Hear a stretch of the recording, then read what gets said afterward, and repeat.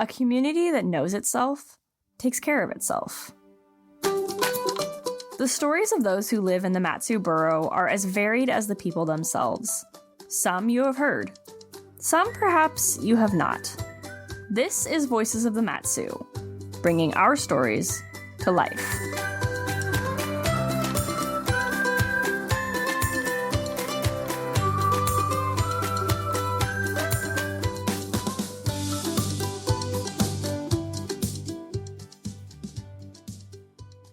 But they're real kids. They're real kids, just like every other kid on the planet. It's universal. Hi, I'm Emily Forstner, your host today, in the episode we call Bonus Family. Throughout this program, we talk a lot about community, the whats, the wheres, the who's and whys of those smaller groups that make community. And today, we connect with another, foster families. A foster family who believes more in adding to than taking away. And I tell them, hey, you get a bonus family. We are your bonus family. And I'm so thankful that our stories came together, that now we know each other too. Imagine a story of a little girl who grew up to be a mom and then decided, you know what? I could be more mom. So she became a foster mom. But listen carefully, because this isn't just any foster mom or any foster family. I was raised in a trailer court in the corner of Muldoon and DeBar. My mom was single with 6 kids. I'm number 5. And my mom loved us all a lot, but she went from crisis to crisis, and she was not able to adequately care for us. People in the community stepped up and stepped up and stepped up. Various people, our landlord, our pastor, strangers leaving groceries on our doorstep. Many people trying to help my mom and help the kids. They saw like, oh, this is bad. This is not going the right way. And I was, as a kid, you don't know how much help you're getting and what it means for your future. I am eternally grateful for my community in Anchorage and all the people who loved my mom and loved us kids. The foster mom on today's show remains anonymous for confidentiality reasons. For now, we can think of her as Elizabeth. I got to know Elizabeth over the phone. She was able to take leave from that productive chaos that happens in a house full of children and took leave to talk with me in her car, in her driveway. Elizabeth told me that she started thinking about becoming a foster parent in about 2006, when she and her husband and family lived in Arizona. They had so many foster kids in the system in Arizona that they were bringing them to homeless shelters, and I was horrified.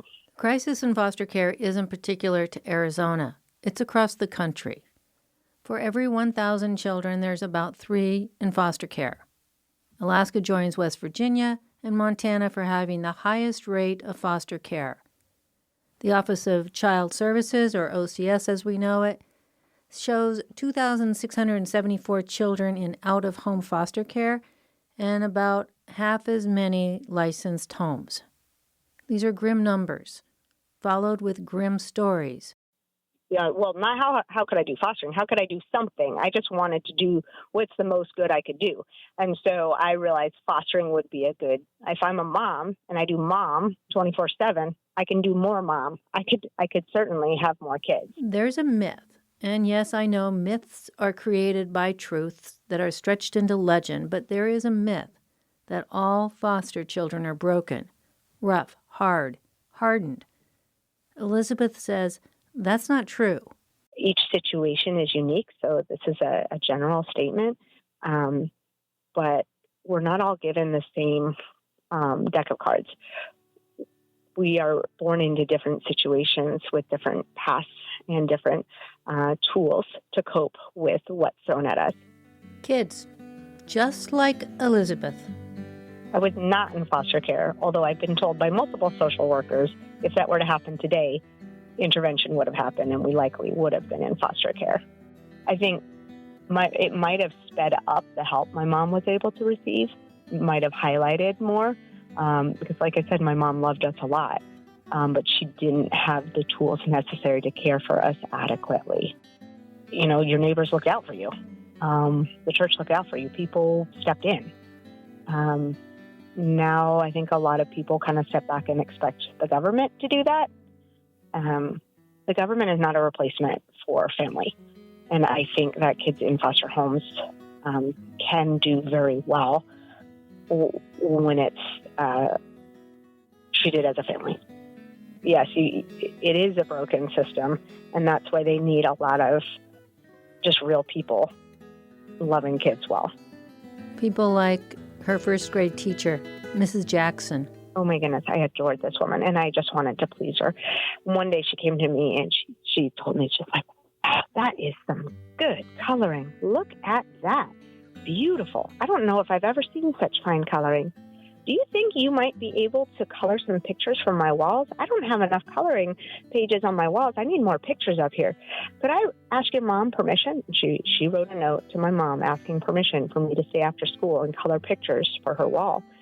And I got the signed permission slip, and I was just so proud to be sitting there with Mrs. Jackson and making beautiful pictures, painstakingly slow, so I never went out of the lines, and she could put those on her wall. It wasn't until I was an adult that I realized Mrs. Jackson did not need beautiful pictures for her wall. She saw a chaotic home life, and she knew this little girl needs some good one-on-one adult time. She needs some time out of the chaos. She needs a little extra. And I'm forever thankful for Mrs. Jackson doing that for me. Don't get it wrong. Elizabeth's story is not without its struggles. She found herself homeless as a teen when a chance encounter through a church changed her life. My mom was not in state. One of my dads is rough, and I got kicked out. So when I was a homeless teenager, there was a girl named Charity, adult daughter, who took me in. Didn't know me at all, and just let me live at her house for a week.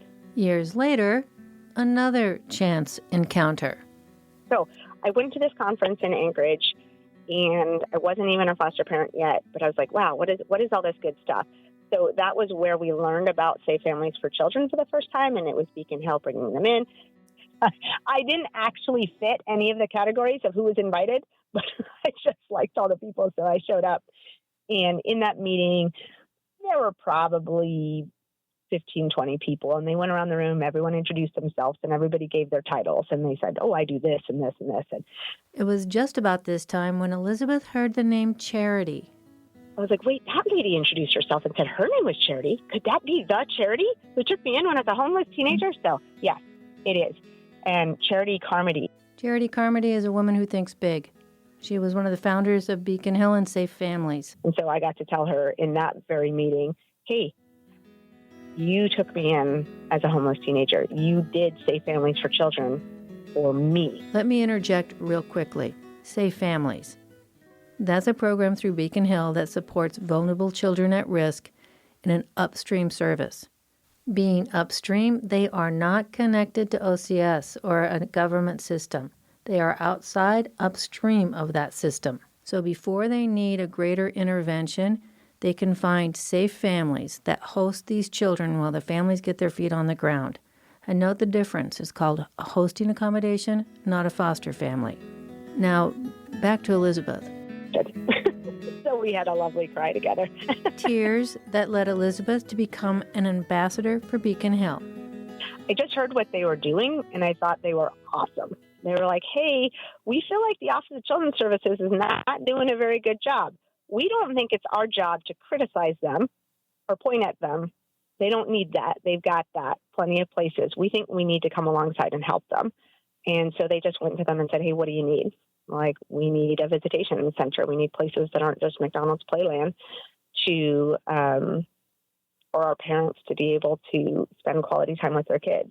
And that needs to be supervised in most cases.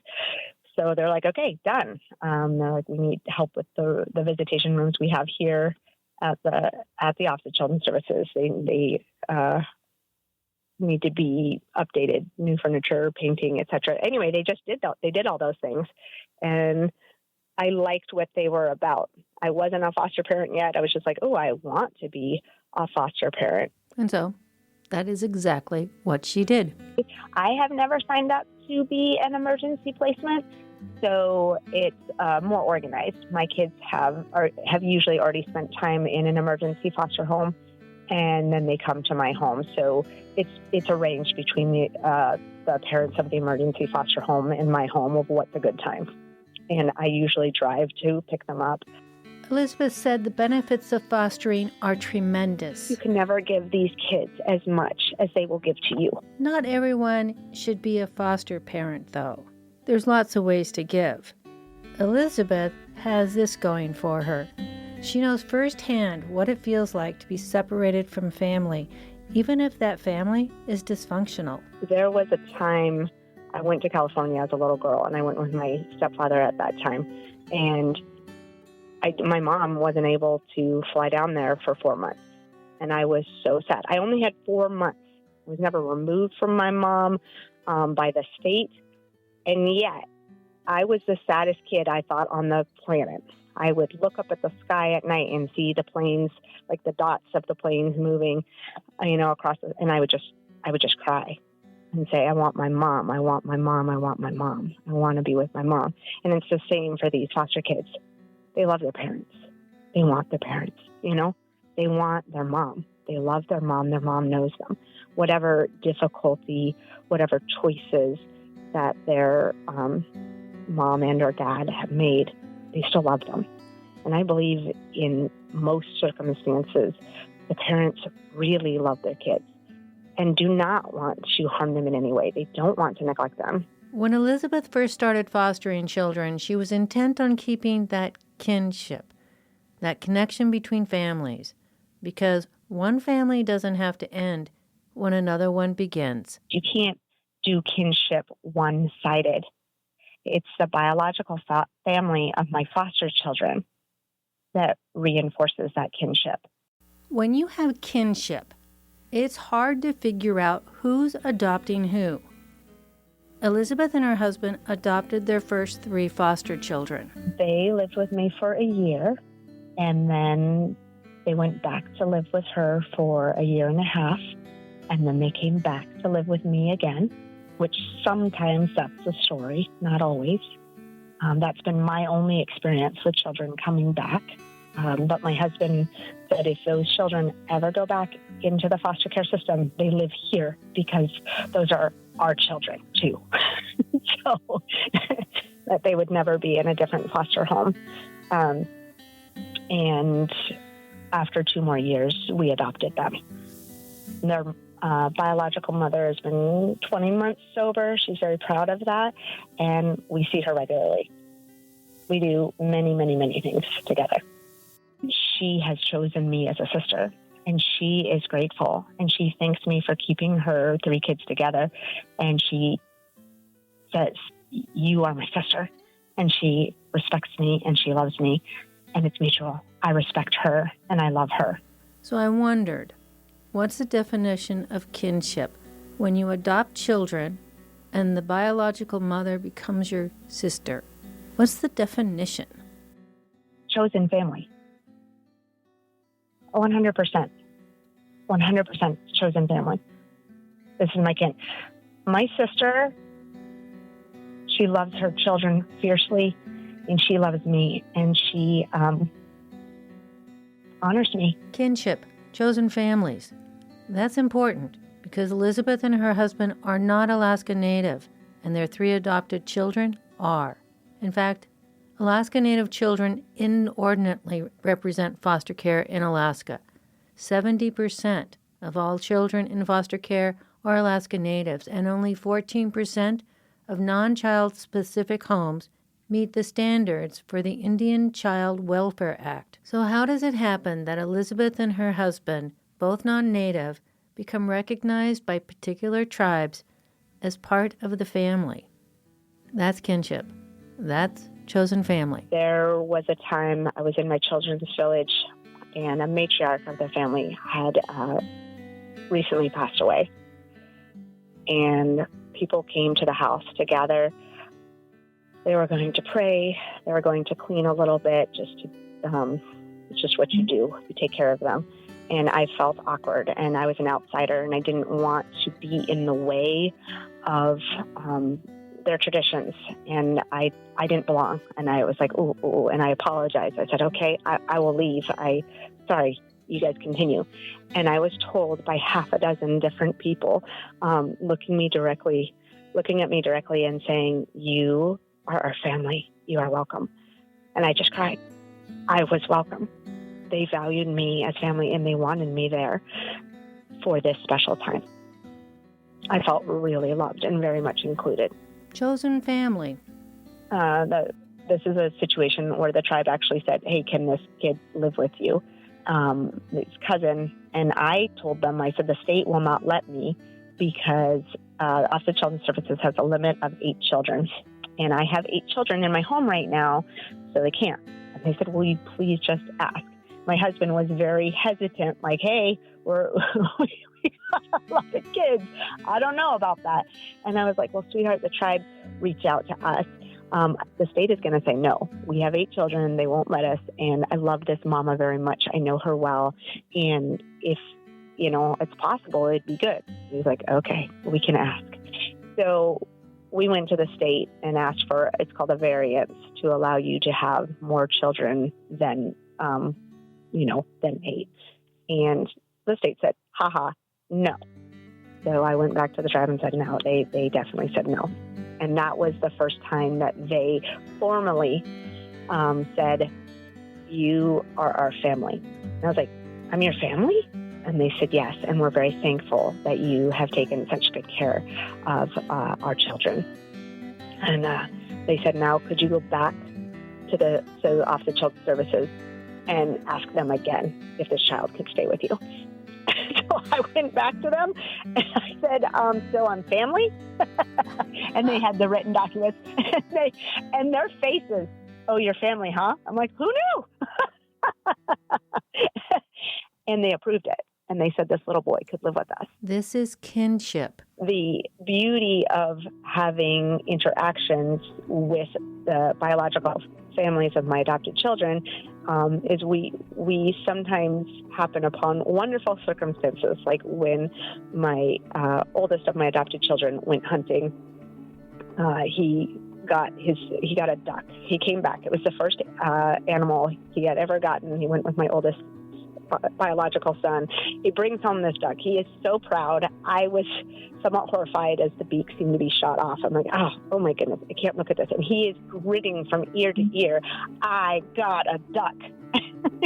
His biological grandmother was sitting at my table, and she smiled at him too. And she grabbed that duck right out of his hands, and she kept smiling, and she said, your first kill goes to your elders. I am your elder, and I will make a nice duck stew. It was so sad. His face, he's like, wait, what? That's yours? That's the culture, and that's the tradition. And, he adjusted, and he appreciated it later, not right at that moment. Because he's like, wait, that's mine. But fast forward to his younger sister, when she got her first rabbit, she was so proud. She skinned it. She gave the skin, not tan, but she gave it to one grandmother, and she gave the meat to the other grandmother and said, this is my first kill. And I know my first kill goes to my elders. Well, I talked to Elizabeth while she sat in her car where it was nice and quiet, but maybe not so warm. She said, yes, they are continuing to foster children.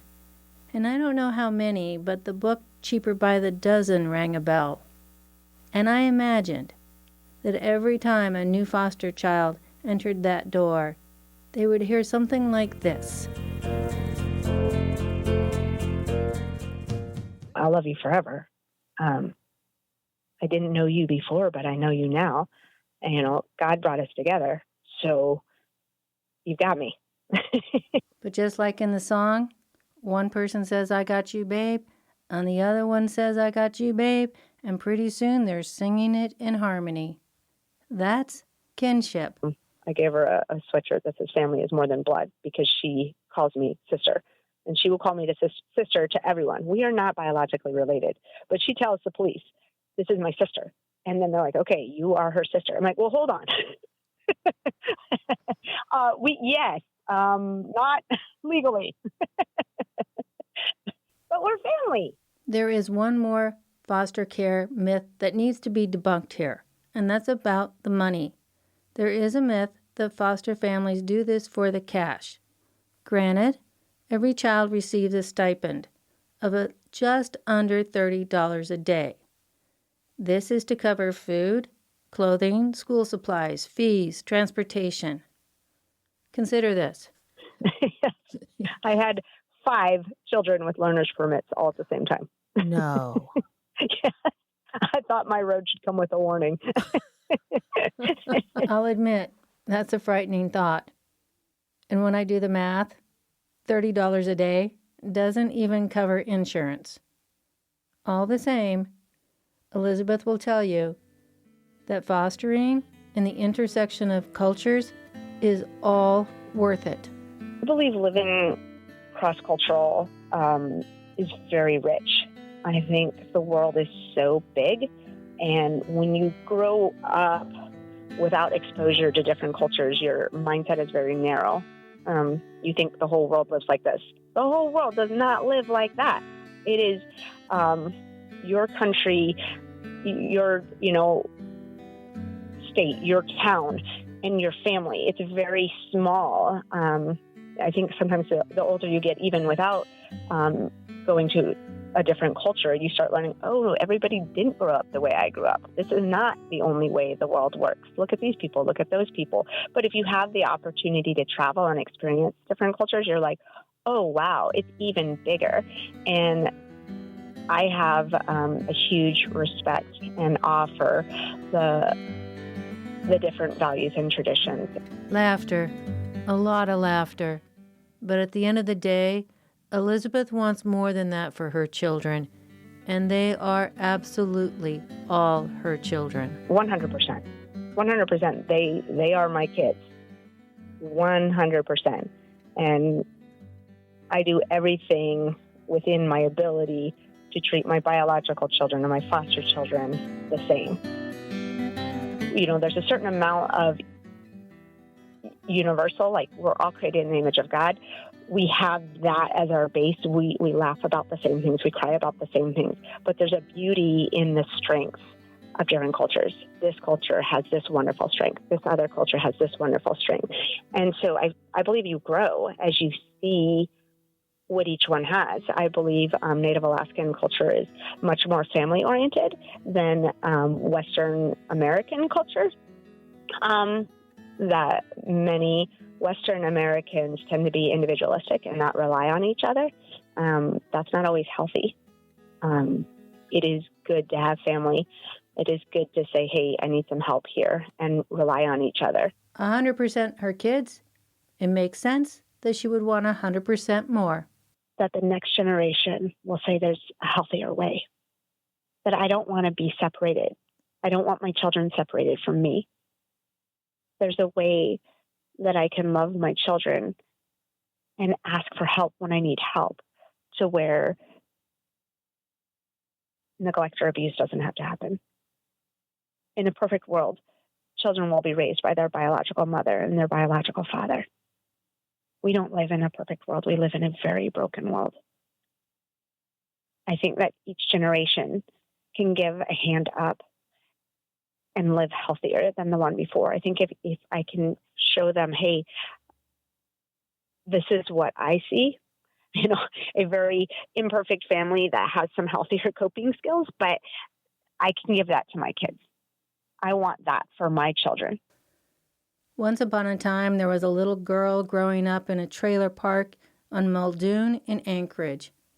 And with the help and support of family and friends and churches and people like Mrs. Jackson, she grows up, and her story is one of stability and structure and love. And she shares this with a lot of kids. And she brings together entire communities that are hundreds of miles apart, of different cultures, with different languages. And she wants one thing. I think that being humble enough to ask for help is one of the most important things I want my former foster children to take away. That it's okay to say, I need help. it's okay to be honest. I think that honesty is so important for stopping abuse or neglect before it happens. You have to be real. And it's amazing that if those walls are down, how much other people are able to be real. Like, it loses its power. It's not often that you can meet someone for the first time over the phone while they sit in their car.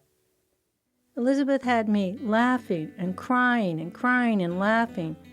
It was amazing. I'm not amazing. That actually, so forgive me, Emily, I am not amazing. I can't accept that. Does that make sense? Yeah. Like, I am just a person. I mean, I guess maybe a closing thought is it's just a normal person. It's just an imperfect family with some, with a healthier lifestyle. Like, you don't have to be an amazing person. You're an average person, and you grow and you learn. There's nothing amazing about me. I'm just a person. And I love kids, and I love their families. I love meeting people. I love knowing people. And these kids deserve families. They deserve real families. I still think it was pretty amazing.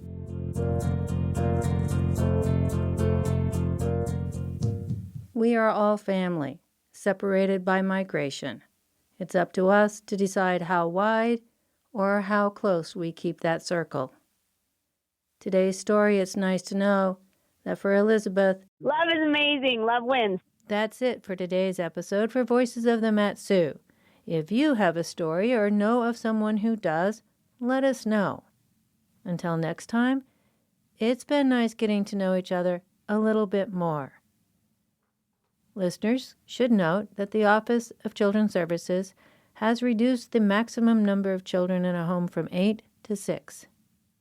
Those wanting to know more about safe families or fostering can contact Beacon Hill at info@beaconhill.com or by listening to the October 20th Valley Edition broadcast found right here at Big Cabbage Radio. Information for this show was found on the State Alaska Office of Children's Services website, childtrends.org, and the Alaska Impact Alliance. Thanks for listening. Stay good out there. This was Voices of the Mat-Su, sharing stories told by those who live in the Mat-Su borough. To revisit this and past stories, go to bigcabbageradio.org. This project is funded by a grant from the Mat-Su Health Foundation and is produced by Emily Forstner for Big Cabbage Radio. The views expressed in Voices of the Mat-Su do not represent the views of Big Cabbage Radio or the Mat-Su Health Foundation. Comments or questions about this show may be sent to voices@bigcabbageradio.org.